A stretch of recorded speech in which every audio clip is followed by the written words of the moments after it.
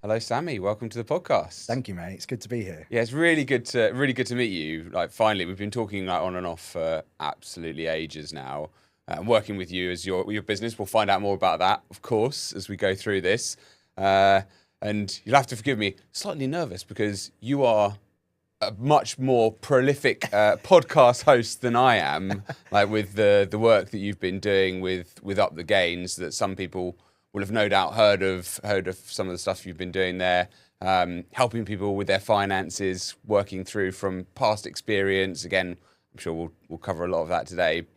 But I'm going to ask by starting to ask you to give a bit of a history in terms of like where it all started for you, then how you came up with the concept of Up the Gains, and then we'll get on to Gains App, which is the digital product that you're now building. Of course. Yeah, absolutely. So I think if you go back 10 years and you ask any one of my friends, would I be doing finance content, they would laugh you out the room. Yeah. I was a bit of a cheeky chap, to say the least. I went to university. Day one, they handed me a credit card and a student overdraft. And let's just say, like, my relationship with debt started that day. I hadn't really had any experience of money. My parents, they're spenders. Yeah. And so I didn't really have it installed into me, like, the value of saving a pound, essentially, and what that could mean. And so because I was then given free reign and license and didn't have any kind of, teaching around this, I went for it and got myself in quite a big pickle. After university, that debt built up and up and up. And eventually I was paying, paying probably about a third of my wages were going on interest payments. Right. Just to try and clear some of that debt. And I had a big aha moment on a beach in Vietnam, 2 a.m. As you do. Yeah, I was paid for by a credit card to get there. Well, the credit cards had some use in the early days then, right? I had a lot of fun, I'm not going to lie. Like, I had a great time, but it came back to bite me, and to the tune of 24 grand. So it was a sizable amount. It wasn't just a few grand that you could sort of probably work off. This was like, okay, you're either going to, have to be insolvent, basically. Yeah. And write it all off, which if you do that, is really, really bad for your credit score. Yeah. So it's, I had a decision to make at that point, and I came back and started learning about money, and I just fell in love with the whole thing. It was like I'd found my calling card. I was working in the hospitality industry. I was one of the youngest heads of marketing in the industry at 24. And I went from there to end up being a director and running my own hospitality company with a couple of friends of mine. So I had no financial background. Yep. Nothing. I knew nothing about it at all, to say the least. I knew that there was a stock market. I knew that there were savings accounts, but I couldn't tell you what they did or how they worked. But once I started learning about it, it was like Pandora's box was open for me, and I just loved it. And from there, because I was in marketing and sales and I knew how to connect with people, I actually found that teaching it to other people, what I was learning, was a great way, one, for me to sort of digest that information. And it was just friends and family at first. But I quickly really started to enjoy that, and also quickly began to realize that nobody knew what the hell they were doing either. Yeah. And that there was this massive gap, and we had people like Martin Lewis doing fantastic work. But his audience set was different to the ones that I was speaking to.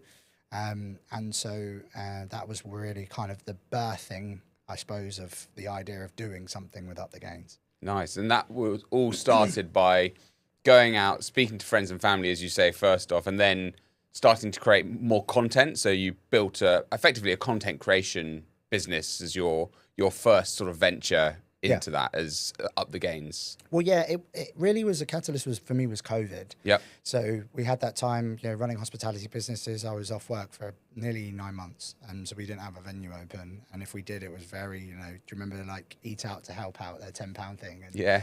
Like Rishi's Big Ideas. Exactly. Yeah. And we'd have like really small periods where we were open and then closed again, and open, then closed again. So I was working, but wasn't like working. And so I had all of this time to think. And this is where I was like really mass consuming money content, especially around investing and making businesses and money online and that type of thing, because I was just so interested in it. And then it really went from there for me. And so I started to create content to serve the people that I was talking to, just friends and family. We had a WhatsApp group and people used to ask me questions. And I was like, well, you know, I could write an article for you about this so you have something to take away. And they were like, awesome, yeah, great. And so I got like into website building. And so I built a website and started writing blog content. And then I was like, well, actually, it'd be really cool to do a podcast about this. So I started a podcast. And then suddenly I had this like fully fledged content business while running a hospitality company. And I just, it changed everything for me. I got this like sort of rebirthing of energy about doing something because I was that guy that was like, golden handcuffs, great salary, great job, and doing the thing, but really didn't have a kind of drive or a bit of purpose to me. I was just sort of doing it because I was good at it. Yeah. And I didn't really know where I wanted to go in life, and this was it. I felt like, okay, this is my mission. I need to sort of change the life of as many people as I possibly can. And, you know, it's a great business because I can put content out, whether that's a podcast, a YouTube video, or a social media post, and it can reach potentially millions of people for free. And the idea can be super simple, it can be hyper complicated. But what we do is we distill down the really complex terms for everybody into like really bite-sized manageable chunks. And so, you know, what the hell is an ISA and how does it work? And what's the benefits for it? And you know, how do I start even thinking about investing? And what are the risks associated that I actually need to know? And how does my pension even work? Like, I don't know and I don't care. And so how do I make them care? Because it is important. And so we're trying to tackle that. We don't go into financial advice. We're really careful about that. We do a lot of work behind the scenes to make sure we're not giving people advice. It's very much education based. And it's built into an absolute mammoth of a business. It's been going just under 5 years now. Nice. And we do roughly around 100 million views a month across all of our social media channels. Is pretty wild. That is absolutely wild. Well, hopefully we can take a couple of those views onto this. I'll take just a few of them. That's fine. Send you a few mil. So it's all right. But it's pretty nuts, isn't it? That because you're right. There's not a lot of advice out there, and I think I was probably pretty similar. If I look back to university, I dropped out of university because basically I was going out having a great time, not doing a lot of learning. Like, well, this is just this. I actually fortunately realised early on. I was like, this is actually a waste of my money. I've got a student loan, taking on debt, overdraft, etc. I'm like, this is just not. It's not going to help me get a job afterwards. No. And I don't know if things have changed. I feel like they're starting to change in terms of education out there, but not so much. Like you don't. It's worse. Yeah, really. Yeah, well, yeah, because the fees are way higher. Okay, but that's true. University. So you're actually taking on even more debt. And what they're saying at the moment is that a lot of these kids that get out, they're never going to go over those salary thresholds. So they're going to be paying it off for their entire life. So they've just got this like £400 coming out of their account, which they're never going. That's just going to happen. For the rest of their life because the interest on this payments are so high. You know, my sisters looked at theirs the other day and they've been paying theirs down and it's increased from the time that they left university, which is just nuts. How is that a thing? And, you know, they studied fashion PR. Yeah. Like, would you not be better off going into a fashion or PR? Well, early or doing an apprenticeship or work experience into a job with a company that will give you a shot? I know that's harder these days, and yes, of course, you know, there's two sides to every coin, but, you know, you can go and get jobs if you put yourself out there. You can do it. It's really hard. Don't get that wrong about me, but you can. We do need doctors. We need scientists. We need engineers. We need real, like, trained roles. And yes, of course, go to university. I don't want a brain surgeon touching my brain if you've not done the 7 years. Done a YouTube course. I've learned this on YouTube, mate. I'm going to be great. Like, no, please not. Like, then yes, please. Like, absolutely. But for the vast majority of roles, you're getting yourself into vast amounts of debt for something that you could learn online these days for free. Yeah, and I think that, again, that was part of the reason that for me, I didn't stay in university was that I think I made some calls. I was doing advertising and media as a course and spoke to some companies and they said, actually, we don't really care about your course. You just need to come and do an internship and you need to come and do that. At the time, the paid internships weren't really a thing. So it was like, come and work for free in London for 12 months. I was like, oh, shit, I can't even do that. but actually I would have been better off doing that. If I really wanted to go into that sort of sector, I'd have been better off amounting some debts, because not all debt is bad. I don't think that's what you're saying. You're not saying like debt is a bad thing to have. You've just got to know how to manage it ultimately. It's good and bad debt. Yeah. Yeah. And that's a really interesting concept as well, that I think most people don't realise, that they just think debt's debt, and that's it. And it is in some regards, but it depends on what you're using it for. Yeah. You know, a brand new Chanel bag versus an education, there's two different sides to that coin. And what would you consider then good versus bad debt? Really simple, really. Mortgages, student loans, business loans. And they're the three pieces of good debt, I would say. Student loans, obviously debatable, as we just sort of discussed, but depends on what you're using it for, as you say. Exactly, it depends on what you're aiming to get out of it. Doing David Beckham studies, then probably not a good debt. Yeah, great hair, but sorry, David. Sorry, David. National treasure. If you happen to be watching, Sir David. Now, Sir David. Sorry. Wow. Yeah, rightly so in my regard. But anyway, and the rest, like credit card debt, personal loans that are used for other things, is bad debt. But again, there's arguments to that too, because what are you using that credit for? I have rules in place, like if I can't afford it 3 times over in cash, then I can't afford it, and so I'm not using a credit card or a personal loan to get it anymore. The old me would have been like $2,000 for that new fancy thing, laptop, whatever. Yeah, Sure, great. Chuck it on like finance or no interest payments for 36 months. It's like, only £120 a month, so you're kicking the can down the road in a certain way, and that's really dangerous. And so, especially if you do that multiple times over, there are times and places where debt makes sense, especially if you've got fantastic terms on it. People took out loans, for example, in COVID, where the rates were so low, and they could get even more from a savings account, so they actually made money on the loan. Which is just nuts. And so, it's you've got to be very, very careful. That's dangerous to be doing, playing that game, but it is true. There is good debt and bad debt. It depends on what you're doing with it. And what would you say are some of the things that you've seen over the last 4 or 5 years, or maybe even recently, that people don't know about? Some of the most sort of shocking things that are happening in, with people's finances that they don't know. I think it's awareness. We as a nation are like a nation of savers, and traditionally saving alone is not going to, 1, make you wealthy, 2, money's going to be eaten alive by inflation. But large parts of it is around awareness and what you're spending your money on. It's so easy in this day and age. Digital, tap, tap, tap, double click, Apple Pay, and you're aware, you're suckered by, if you're in the city, so for example, me and you, we've come into London today. By the time we go home, we've seen 10,000 ads. Yeah. And we don't realise that. If you're in the countryside, it's 2,000 to 3,000 if you're using digital devices. Yeah. Which is just wild, right? So eventually something's going to get you. So having little blockers in place around what's happening with your money is really important. That's the most shocking thing that I see, is that 14 million people in the UK have less than £1,000 in savings. So they are one financial emergency away from disaster. Yeah. And that's dangerous. And so we have to try and fix that.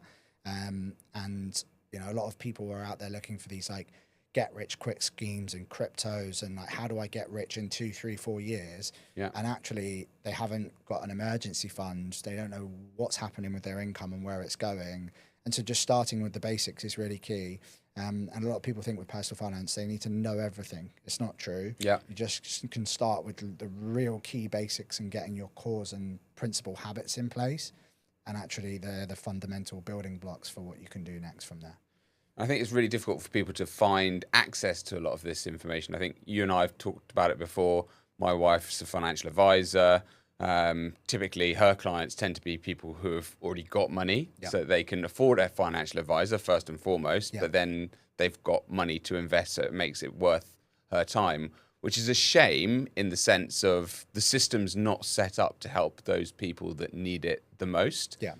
Which therefore I think then sort of, as you say, it's not financial advice, but enter Gains App, which is what you're then trying to do, is to help those people who need, don't know if you can't call it advice, but need help ultimately, in terms of what they can do to put themselves in a better financial situation. Yeah, in a way, I think like there is a massive advice gap which exists, and Yeah. it's very difficult for the average individual which needs to get the basics of their pension, their ISAs, their savings, their retirement plan in place. There's a real gap. You know, a lot of financial advisors need to have 10,000 liquid and above. Yep. And a lot of it, as we just discussed, a lot of the UK doesn't have that, but they still need this information. So where do they go? They go to Martin Lewis, they go to us, they go to other places to get this information. Social media, which is dangerous in a way as well, because not everyone on social media has the best intentions at heart. No. And so there's issues. They're doing it for their own, like the get rich quick stuff of like, come and follow me and you can invest in this and I'll teach you how to make X amount of money, which is just bullshit on the most part. Exactly. But there are some of those guys which are teaching really great principles and have like awesome stuff available for you. So you know, looking at them online and whether or not they're a good person, good step. But there are some financial advisors which bridge that gap, and they're doing fantastic work. And you know, they tend to be independent financial advisors, but they're brilliant. And so, you know, there is a gap there. And so the app is really designed to tackle that first issue which we spoke about, which is that awareness piece. Because in today's day and age, you have, how many banks do you have? Oh, man. Me personally? Yeah. 1, 2, 3, 4. Four bank accounts. There you go. And so to know what's going on. That's not including the business bank accounts as well. So 5. So 6, because we've got 2. 3. We've got 3 of those because we have international payments. So you're like... So I've got loads. Yeah, so the average is 3.2. Yeah. From our audience anyway. So the average is 3.2 when we surveyed our audience, which is, if you take 3 as a baseline example, you then, to know what's going on in each one, you have to open each one up. Yeah. Time spent already.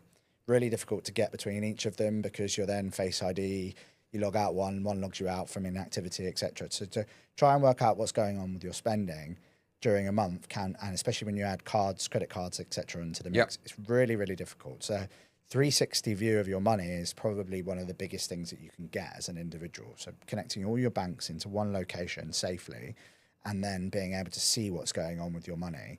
But equally as well, ask questions to it. So we have built in an AI financial, it's not a financial coach, it's more of a financial insights manager. Yeah, okay. So it will say to you, you can ask it, how much have I spent versus last week? How much have I spent on Ubers? How much have I spent on McDonald's, or whatever you want to say? And it's going to give you those answers really, really quickly. What's my highest spending month last year? Those types of things. Is there any anomalies in my spending? You know, have I overspent this month, or am I going to go over budget based on the budgets you've set inside of the app? And it's going to help you manage your own finances. It's not going to say this is what you should do, this is the accounts you should open, etc., because that's regulated advice. So you've got to be really careful. So building that AI to be able to speak to your money. And then also on the front end as well, which we're layering in, is instant rewards through cashback. So you can buy gift cards using our app, get instant discounts on those gift cards, and then use those gift cards to purchase things in store or online. So your food shop is the biggest. You do a lot of that, right? That's one of the things that I think I've seen you do most, and you save like hundreds of pounds. So I'm just about to withdraw my top cashback from the last. I saved this for you today because I knew you'd ask me. So top cashback alone today, based on Black Friday purchases, and a little bit of Christmas spending. We're all victim of marketing, right? I told you got to win more, but I definitely lost a couple over there. So I had my eye on a few things, and I was watching the price, and I thought that was key. Fair. You know, that's a sensible thing. I needed a teleprompter for my studio. It was 280 quid. I got it for 170, so I waited. I was like, I can't not because I need it, but I was waiting, and so. With Black Friday, food shopping for 2 months, other sort of retail purchases, so B&Q, Homebase, a few bits and bobs when we moved in, the range, those types of things. I'm withdrawing today £437. So this is not a small amount of money, especially for people who are struggling to get through this times, because it's tough right now. Cost of living's through the roof.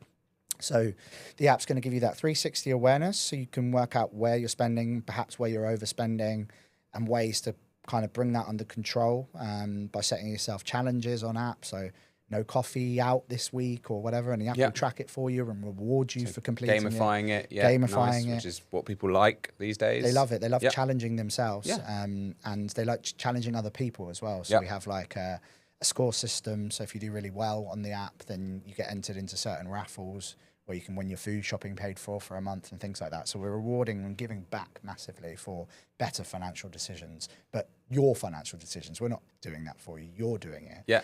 We're just giving you the tools. And then, so it's really kind of, that's the core oversight. So it's that 360 awareness of across all your accounts. It's the ability to speak to your money, and then it's the proper savings on your spending on the front end. So that £430 for me is literally covering Christmas. Yeah. So all the turkey, all the dinner's covered for, and probably 1 or 2 presents for the missus. Like that, nice. And that's just done. Sorted. And so now I don't have to worry about that now. That's like a big weight off my mind, because every year we get to Christmas and we're like, man, like I'm going to have to spend more money. And the average Christmas spend is this year in the UK is set to reach over £1,000 for the average household. Oh, the average household. Okay. So it's quite a lot of money. That is and still if you quite a could lot of cover money. half of that or more from doing this Yeah. per year, that's a lot. You know, that's not getting into debt. It's not using credit. It's January not sucking as much, which we all hate.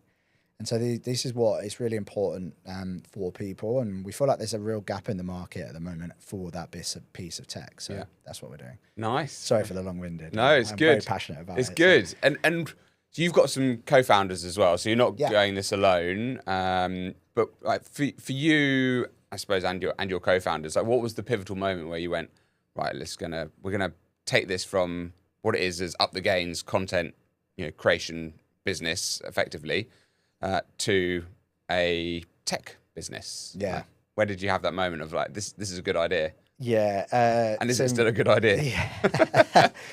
So building an app is interesting. Yeah. That should be said, at least. You know some of our challenges. Yeah. It's, you're relying on certain individuals. We're not techie. I can't write a line of code, but I can tell you what I want. And I can tell you whether it looks nice and whether it works and whether it's tonality and, feels right. But I rely on tech people in the team. So we've had to hire tech teams and go into this world and have them communicate stuff back to us. So we've learned a hell of a lot. But the pivotal moment really was when Jamie, my co-founder, he called me up and he was like, look, dude, like you're creating so much content. You're on this hamster wheel. Where does it end?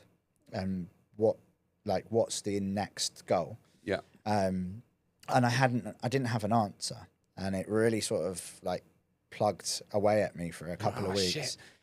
Yeah. It's a tough question. Yeah, because it's true. Like I just wanted to help people and create loads of content and make a really cool business and hire cool people and, serve both my team and also our community. And then I was like, well, actually he's got a real good point here. Like if something happens to me and I can't make content tomorrow, that entire business is gone. And that can't be the case because the mission is bigger than me. You can also become like, today's news is tomorrow's fish paper. I don't think people would wrap fish and chips up in newspaper. Sorry, newspaper. Newspaper is fish and chip paper or whatever. Exactly. But you as an individual, you can be really hot topic, and then also you're reliant on the platforms. Right? Exactly. And you hit the nail on the head. You can't. There's a lot of platform risks involved. There's a lot of risks from, if, for example, like in Australia, they required us to have a full license just to talk about finance in any way, shape or form, which we welcome, by the way. We think regulation in our industry, in financial content creation industry, is really important. Yeah. As it should be. You shouldn't be trying to provide regulated advice if you're not regulated. We agree with that. There is grey areas and grey lines, which we hope are being fixed at the moment. But to sort of touch back on your point, I think for us, it was like, okay, well, we could do this for ages, but it is exhausting. Mm-hmm. So eventually there's going to be some level of burnout with it. Because it's a hamster wheel. We put out 20 plus pieces of content a day. It's a lot. Yeah. And I needed a challenge as well, I think, at that point. But equally, we've got a lot of data. Yeah, okay. Tons of data. We survey people all the time. We speak to our audience regularly. We have so much comment data that we could see what they were struggling with. and we could see what they needed, and we could see what didn't exist. And I have my own frustrations with some of the apps that exist out there at the moment. They feel very cookie cutter, sort of out the box solutions that just sort of like use it, hopefully it works for you. And I'm sure that they're working on that and making it better and better, but it didn't work for me. And so I saw that gap. And then my friend said, well, why don't we make something to solve it? And first off, it was just going to be like a very basic cashback app. Yeah. And then I was like, we're not solving this mission by doing this. It's not enough, is it? Yeah. It's not enough. Yeah. So typically we decided to layer in AI and budgeting and money management, and it's now this beast of an app, which really is, it's great. It works. We've got a prototype and it's been really fun to play around with. But yeah, stepping into tech is it's wild. Certainly put a few grey hairs on my head, a few sleepless nights, and all while still continually trying to show up with Up the Gains. But the great thing for us is that a lot of founders create a tech business and they make a fantastic product, and then they come to market and they go, shit, how do we get customers? Yes. Like, how do we get people now? It's like, it's not just, it's like, you know, my mum, Dave down the pub, and a few of my pals are using it, giving me feedback, which is awesome. You should have that. But like, then like, I need to bring people in because I need to pay the bills because I've just built this thing and it's cost me money.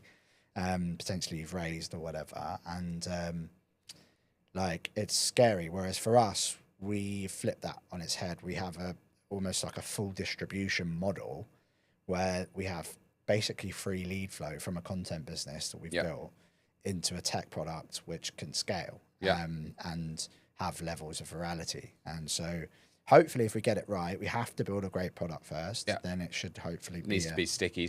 They're going to continue to use it, right? It's the thing. Exactly. That's the challenge, right? And we pushed the launch back because I was like, it's not ready. No.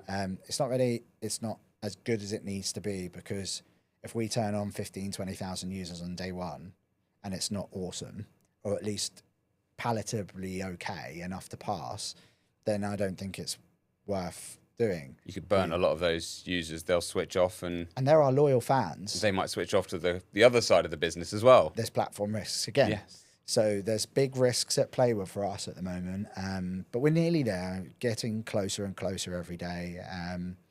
But yeah, it's sure is sure is a challenge for sure, Dave. But it'll work, and I think it's a really interesting way round of doing it. And as we speak, as we just sort of alluded to, we're in 2025, back end of 2025 at the moment. So if you're watching this in 2026, hopefully the app's launched and you've all heard about it. But if not, if you're listening to this sort of early 26, it may still not have been quite launched yet. And there's a lot sort of riding on those sort of launch dates. But you've got, as you say, you've got the user base, because most people will have to go out and partner with some content creators to actually build up that user base. They'll have to pay a marketing team. They have to have a marketing budget. And yes, you can do lots of guerrilla marketing. I know that's been proven to be a really good way of getting people on board, but it's also got a bit of a ceiling. Ultimately, there's only so many people that you can get on board by doing that before you start having to really dip your hand in your pocket and spend a shit ton of money on marketing. You're totally right. But you are in a much better position where you probably still have to spend some money on marketing, don't get me wrong. Oh yeah, we will. But you can start by not having to spend so much money. Yeah, you're right. For us, we want to build a content business within the app. Yeah. So some of the most successful companies out there, Neil Patel springs to mind, but many other apps have content businesses within, or tech companies within their company. And that content business works as their kind of, the old school of like turning the handle on the wheel, and out the end comes this customer, this user. And you need to constantly grind away at it. And if you're not spinning that wheel, it's very difficult to get customers. Or you have to pay someone really expensive to come and turn that wheel. And that tends to be paid media. So outdoor, home, tubes, paid ads, those types of things. And it's costly, and they can get it wrong. So it can spit out the wrong user at the end of it. And so for us, we're like, well, we understand content, and we feel like a lot of the fintechs that exist in the UK don't as well. Some are very good, most aren't. And that's a big gap in the market for us because we can step into that with a machine that works and move it over here into the app as well and have both kicking around. And if we've got two machines running, well, then it spits out more users. And the more we show up, the more trust gets built, and the more that people want to come over and see. And hopefully, if we're doing a great job on the product, well, then the customers also start speaking about it. And they go, this is awesome. And they tell 3 friends, you've got to download this app. And word of mouth spreads and referrals spread. And then it becomes a sort of viral loop, essentially. You're getting new people through the door. They're telling people because it's awesome. And suddenly you're away. And volume is really key within tech, like massively key for most models. You need volume. Whoever ends up being a premium user, premium subscription user, because we have a free and premium model. It's roughly between 7 and 12%, depending on where you're looking. Right. So it's not a lot of premium users versus free. And retention and getting them back on the app and using them, because everyone has the best intentions. They download it or they do it all and they're like, yeah, and we'll set up, and then something happens or they go out for drinks and then life on the front end. How do we get them out of life and into their finances and using this thing? And that's what's really key for us. Because a lot of people also don't want to think about their finances, which is probably part of the bigger problem, right? Especially you talk about pensions. Like most people don't really give a shit about their pension, especially if you're in your 20s, probably in your 30s, most people. And you suddenly get to your 40s and then you're going, shit, I probably need to start thinking about this thing that I've got. So it's how do you get people to engage with this at an earlier stage? 100%. So that's why we've got to focus on the app. It's almost built with like a wellness app in mind. Okay. So rather than so financial health, basically. Yeah, financial health. Exactly right. It's the phrase we use, and I think it's really important that if you have overspent, that the app and the way that it talks to you isn't judging you, because that's the immediate moment where you're almost just like, oh, go piss off. AI slating you. Yeah. Or like the way that your balances show up. So we don't have like big red minus. Oh, yeah.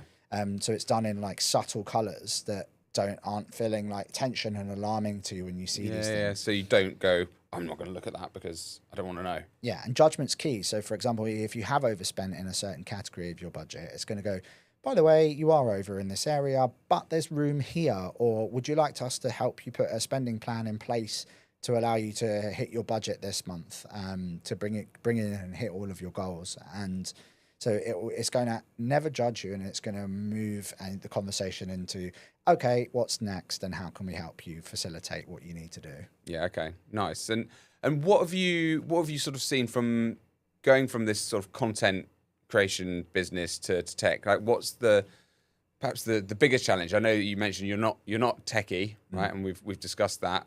So that was obviously a massive challenge. But what's something that surprised you? Because I'm imagining it didn't surprise you to know that you're not techie, right? But running a tech business, what's the thing that surprised you about building it so far? I think really interesting is like how AI sort of sped up the workflow. So a lot of big companies all over the world are looking at their tech teams now of 100, 150 guys and going, we need 8. Yeah. But like we can't fire 100 people right now, and they're oil tankers. So it's really difficult for them, one decision there and the oil tankers is going slowly round. Whereas businesses like us that are coming through are speedboats, so we can do things, test at scale and move on before they've even got out of a board meeting. So that's been a real eye-opener for us. We're building elite teams of small, like core units of teams, rather than going for the 30, 40, 50 person company. We believe we can do it with under 20. Yeah, okay. And we don't feel like we'll ever need to inflate above that unless we start adding things like savings accounts and credit cards, not credit cards, debit cards, etc. on out. Yeah, okay. And then it would need compliance teams. Yeah, okay. Deeper level of infrastructure. Maybe need to look to like getting regulated and and that's probably the vision of it. That's probably where it could go. We could have our own products. For example, Clio and Emma, our competitors, will be doing that, do that, and they're fully regulated businesses. But we've built a model right now where it doesn't need that. It doesn't need that. It's awareness and spending and marrying the two. Yep. If we decide savings products are the right move, then we can go down that line. It does open Pandora's box in terms of regulation and compliance, and there's a lot to get regulated and stay regulated. It's costly. It's very difficult, and it also restricts what you can and can't say in terms of online, etc. as well. So there's pros and cons. But if it's right for our audience and that's the right thing to do, and it's the evolution of that, we will do it.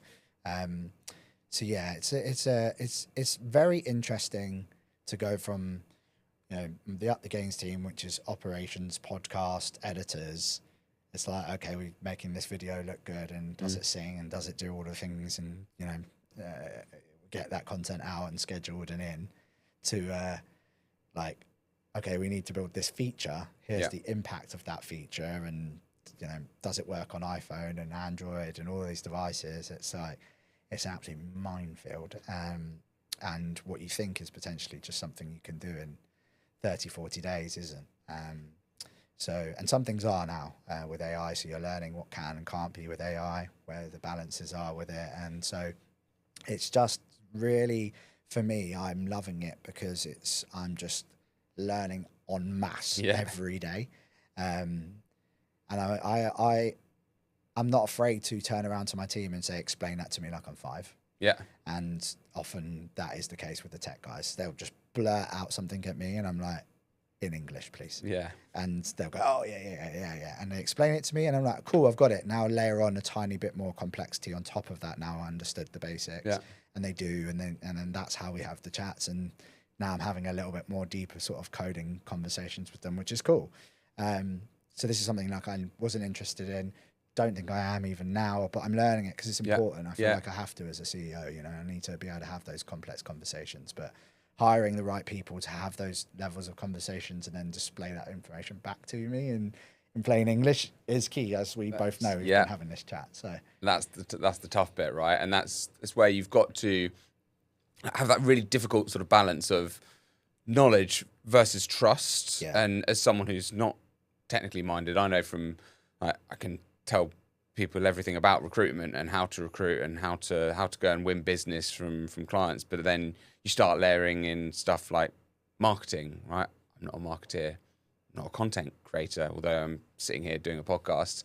Now you are now. I know. Yeah, careful what you wish for. But I've had to learn all of these things, and you've got to then trust the people that you're bringing in. Yeah. That they're not going to sit there bullshitting you, because it's very easy for people to pull the wool over your eyes. So you've got to, I think, when you're running and building a business that isn't in a domain that you understand, which is a lot of people, by the way, there's lots of people out there who are running tech businesses that aren't techies. In fact, I'd say probably most of the people that are running those businesses, they're not techies, they're business people. Mm-hmm. So how do you go about, I suppose, giving that level of trust to people when you're onboarding them and hiring them into the team?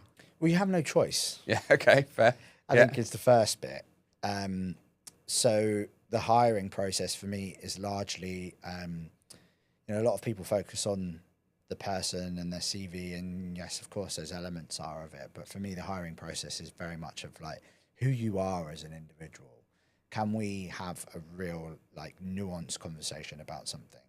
And I can tell whether you're a yes man within seconds, or you challenge me. And I like to be challenged. I think it's really important that I'm challenged. And I don't want to build a team of yes men. I don't want to build a team which thinks exactly the same way I do. I want different thinkers and critical thinkers in different areas.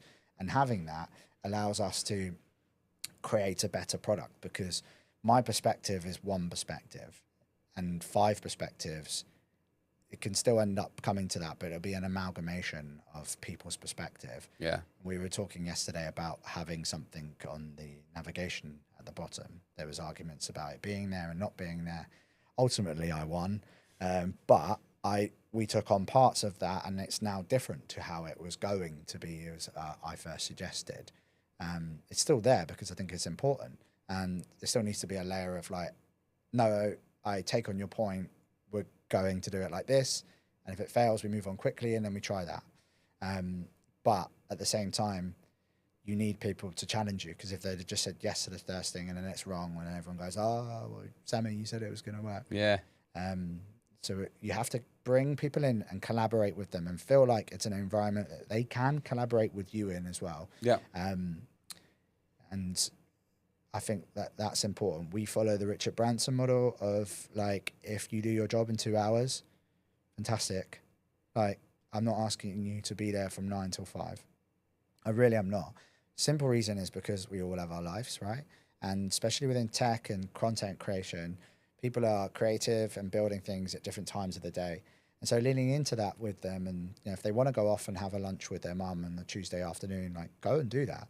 But we expect the job to be done. Just get it done. Yeah, exactly. Yeah. And sometimes it takes a bit longer to do the job. Sometimes it's a bit quicker, and Definitely. just balance it out. You find, though, when you do that with people, they work even harder because they believe in you and the mission. You've given them the flexibility in their life. I'm going to pop to the gym at 11 a.m. because that's when I like to work out. Awesome. Go and do that. Have fun. When we come back, we'll just jump on a call and we'll go through it, because they're going to feel energized. They're going to feel good that they had the space to go and do that. And guess what? They will go to bat for you.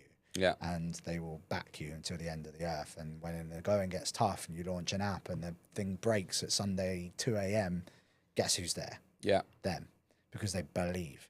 And I think installing that into people in small companies and big companies, bigger companies are much more challenging. I've always found that myself from running big teams in the past. But giving them the space to be people is like massively important to me. I think, as you say, it gets more difficult, doesn't it? Because you're saying, the team getting to around sort of 20 as a max size, unless things change. Once you start to get to 1,000 people in an organisation, it becomes very, very difficult to do that, because you can't say, well, when are we going to have our meeting? Because, Aidan's over at the gym and Sally's having lunch with her mum. Like, we'll never have any meetings. So there's got to be there's certain aspects, rules and aspects that you've got to be there. Yeah, exactly. Yeah. But like, it's the give and take aspect of it. If you take, then it's problems, right? But then if you're giving back, but then when you want to take, the space is there for you to take some time. I think it's huge. And in terms of your business partners, 'cause I think this is always an interesting sort of topic of, like, how did you guys meet? Like, how do you know each other? Like, what's the story there? So me and Jamie got drunk at an SEO conference a few years ago. Classic. I've not heard that one before. No, and he was speaking at the event, and I was like, oh, this guy's hilarious. Like, great fun. Sounds like I'm going to get on with him, because he's an Arsenal fan as well. It does help. Oh, boo. Sorry. And so we just hit it off. Spoke openly and honest with each other about certain topics, had very sort of similar mentality about the world and the way things are. And we've worked with a couple of each other on a couple of little projects here and there as we've sort of grown. Because a big part of our business is SEO and Google and showing up there. And so, we just kind of think, and he was the one that had this conversation with me of like, where's it go next, mate? Yeah, okay. And then Chris, the other co-founder, actually works in Up the Gains. He's my operations director. He's brilliant.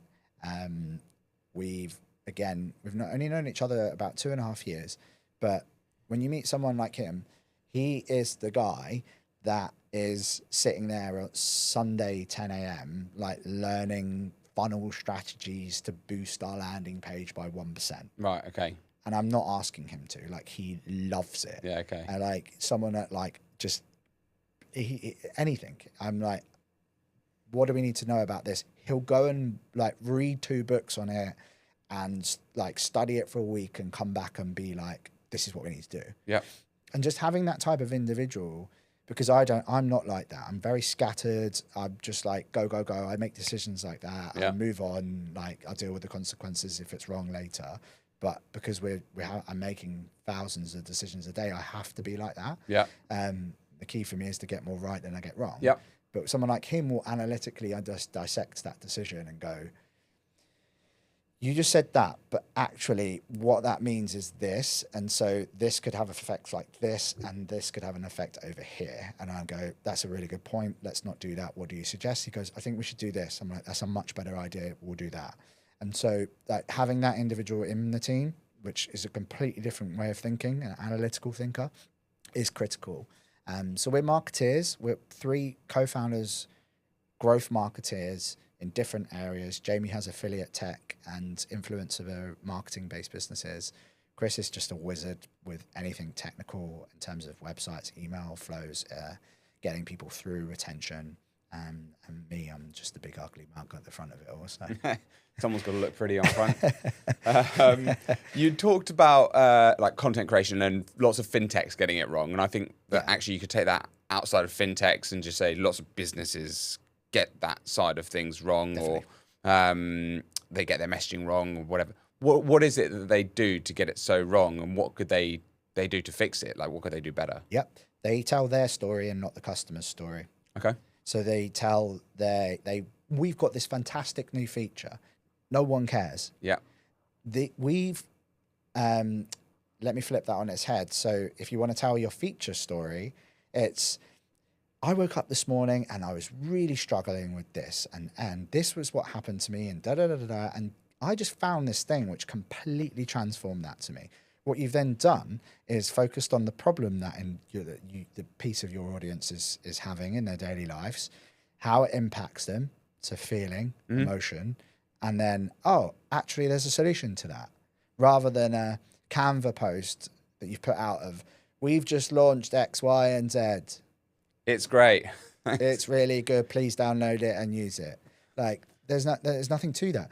But so if you speak to your customers and their needs and their problems and the solutions that you have to help them with these problems which they're thinking about, and it doesn't have to be money and finance related. This could be food related. If you're building a food channel and you're speaking to busy mums that have got 20 minutes after school to knock something up that's healthy for their kids, like, okay, here's how you do it. Yeah, that's the problem. But I'm not going to do it to you of like, just do this pasta recipe. Yeah. Awesome. It's like, I knocked up this pasta dish in literally under 20 minutes, and I'm going to show you exactly how you can do the same. Yeah. Job done. It's sales and marketing 101, really. It is. It's like storytelling, benefits selling. Yeah. And unfortunately what happens is that from personal experience, and I'm not naming any names here, is that there's companies at the moment, they have this kind of core unit of senior team members which are managing sort of younger marketing teams. It tends to be a lot the case in a lot of companies. I'm not talking like all companies, but a lot. And they're making decisions about their marketing based on the fact that they've not grown up with Instagram, TikTok, and Facebook, and the world's changed. This is where people consume their information. And so they just want to get the core messages out and the numbers and the metrics and how well they're doing.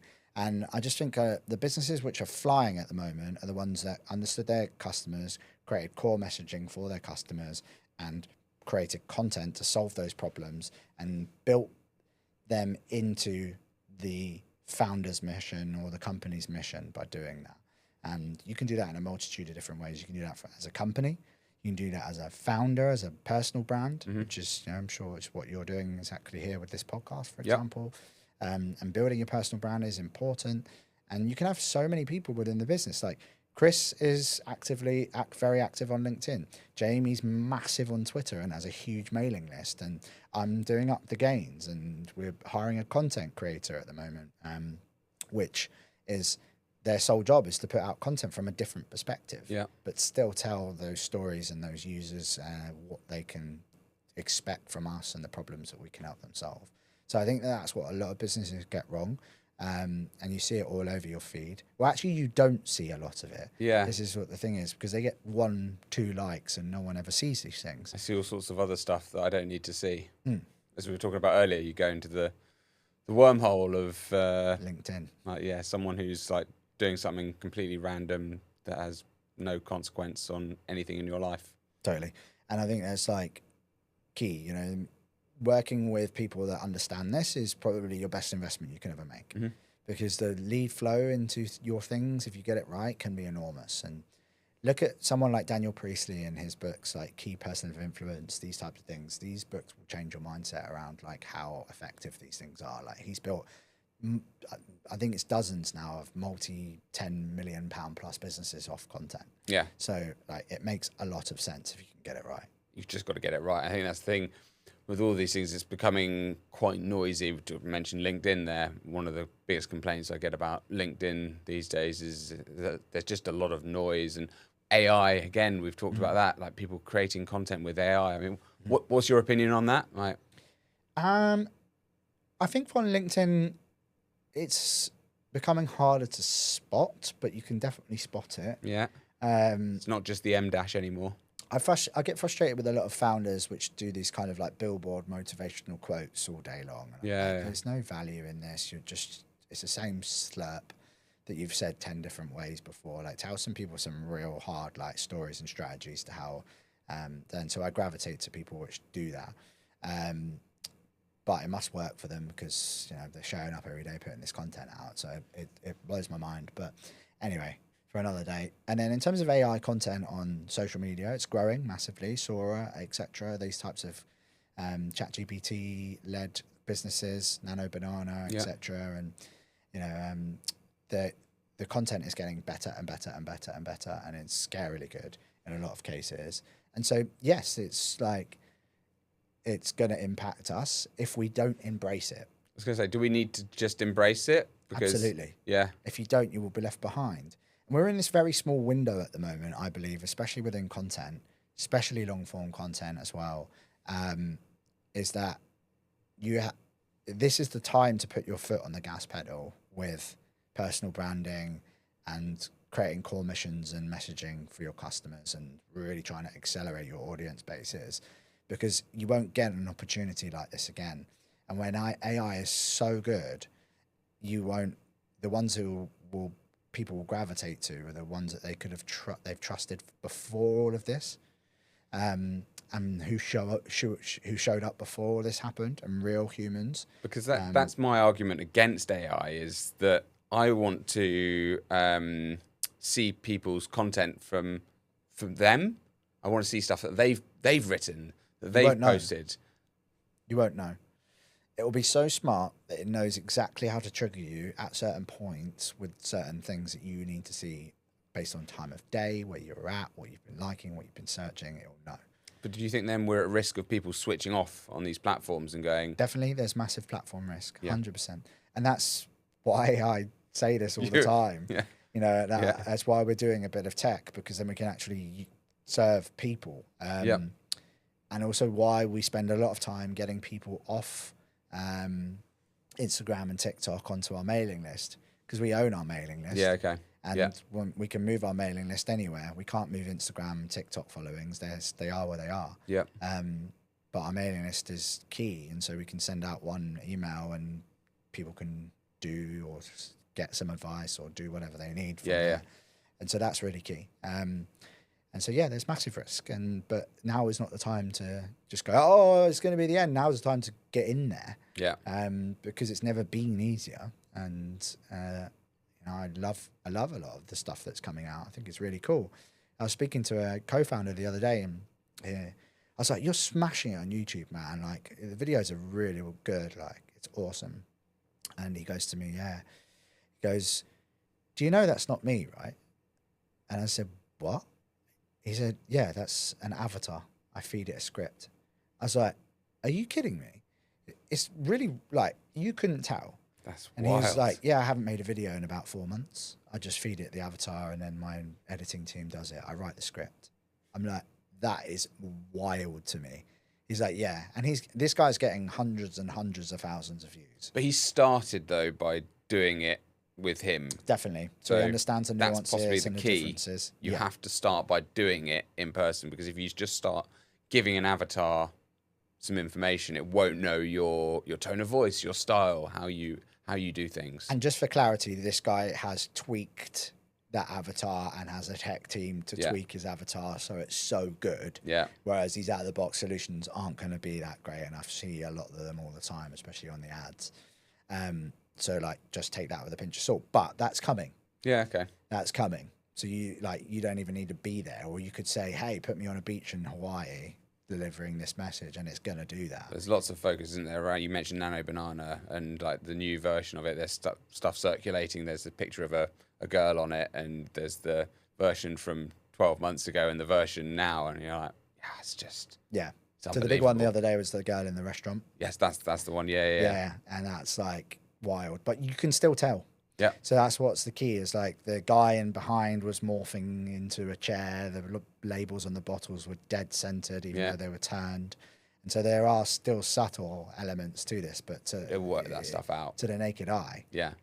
Right now you look at that and go, wow. But especially if most people are social, scrolling through. Exactly. Quick second, they're not going to be looking for faults in it. Yeah.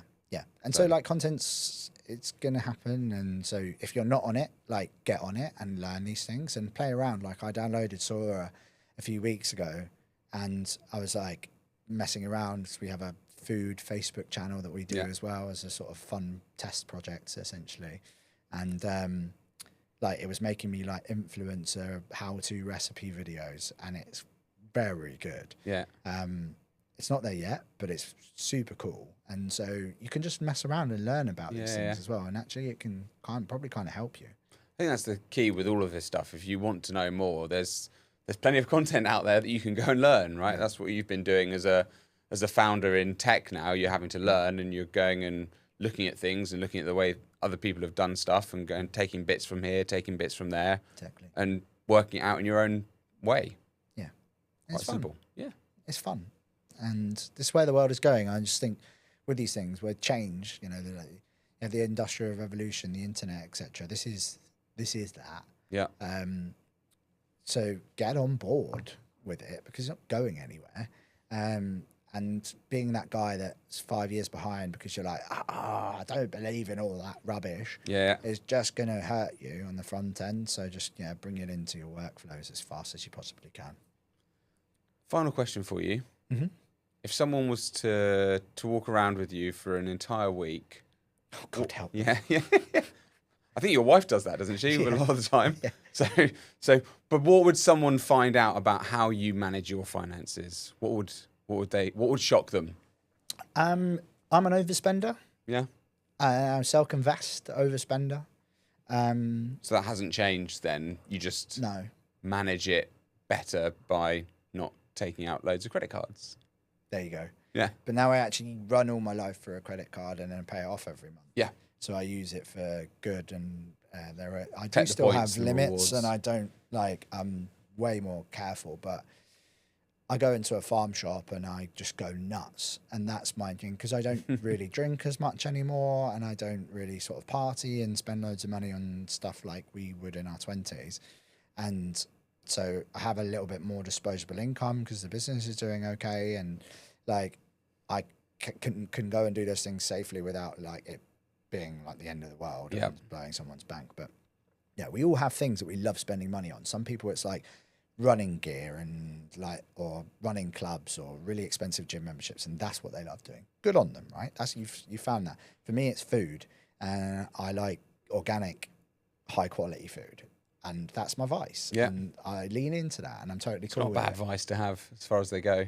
Yeah, and I like gardening, so I'm geeking out and buying like fancy soil for my vegetable patch and stuff like that. And just these are the things that I think you would find that odd about me because you think that I'm like locking myself in a room and eating baked beans and investing every single penny in the S&P 500 and shit like that. It's just not the case. Like I'm an everyday person. I just go and live your life still, right? And this is our mantra. We say this to people all the time. They're like, well, I don't have 20% of my salary to invest. I'm like, fair enough. But do you have 5? And they go, yeah, no, I have 5. And I'm like, what impact does that have on your life? Can you still go and do these things? And a lot of people, some can't, of course. It's just not a out the box solution. But a lot of people were like, yeah, no, I can still go out with some friends and go out for a couple of things. Awesome. Because that's really important too. So for me, I have like a 15 to 20%, depending on what time of the year we're going through. Right in Christmas, it'll probably be about 5% personal because everything's so bloody expensive these days. But it is to live your life now and plan for the future at the same time. Yeah. And you still need to be doing both. And it's okay at certain points to be way more, 80-20 towards one, or sometimes it's 50-50. Depends what you've got going on in your life because life moves in seasons. We have kids. We have all these things happen to us that are expensive. Weddings, new car needed because it's gone for, engine's gone or whatever. And so having these things in place, it's just life, right? But you should definitely make sure you're living your life as much as you can and thinking about the future too. 100%. Look, I think that is actually the perfect message to finish the podcast on, because people out there, you want to go and live your life no matter what it is. If that's building a business, go and do it, right? Take the plunge. Fail fast. Just enjoy it. Yeah, exactly. Have fun. Fail. Like, who cares at the end of the day? No one other than you. No, exactly. Sammie, thank you so much for coming on. It's been an absolute pleasure. Thank you, man.